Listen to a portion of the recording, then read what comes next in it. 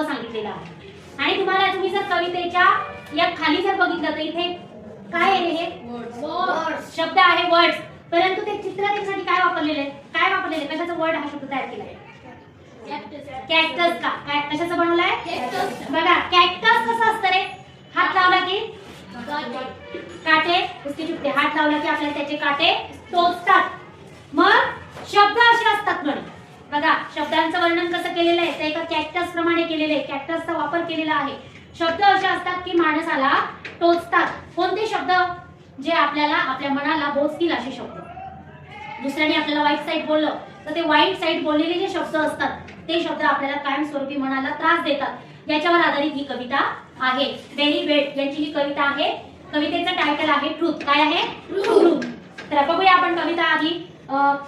Stick and stone may break my bone but word can also hurt me. Stones and sticks break only skin while words are ghosts that haunt me. पहिल्या दोन ओळी आपण बघूया. Sticks and stones may break my bone but word can also hurt me. काय सांगितले की stick म्हणजे काय? स्टिक म्हणजे काय? काठ्या किंवा आपण ज्याला छडी म्हणतो. काठ्या किंवा स्टोन म्हणजे दगड. आपल्याला आपल्या मारले तर आपल्या हाडाला त्याची इजा होईल की नाही? म्हणजे आपल्याला लागतील ते. त्याचप्रमाणे शब्द जसे असतात ते शब्द आपल्याला दुखवतात, दुखापत करतात असं कवीचं म्हणणं आहे. बघा stones and sticks break only skin while words are ghost that haunt me. परत कवी काय म्हणतोय की जे स्टिक आणि स्टोन आहेत ना त्याच्याने फक्त माझी त्वचेला इजा होईल. दगड लागला किंवा एखादी छडी लागली तर ती काय होईल? फक्त त्याच्याने आपली जी त्वचा आहे त्या त्वचेला नुकसान होईल.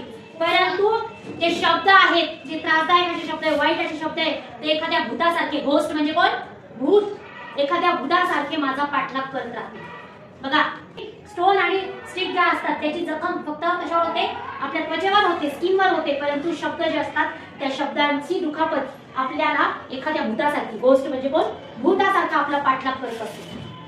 आता second stanza. Slant and cut the forward swords to burst and the stick inside me. काय सांगितलंय?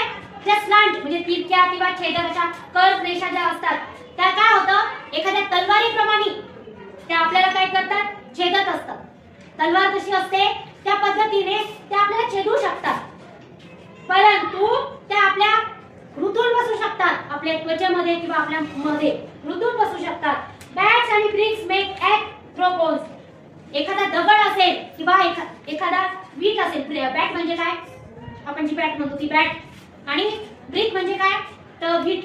या विटा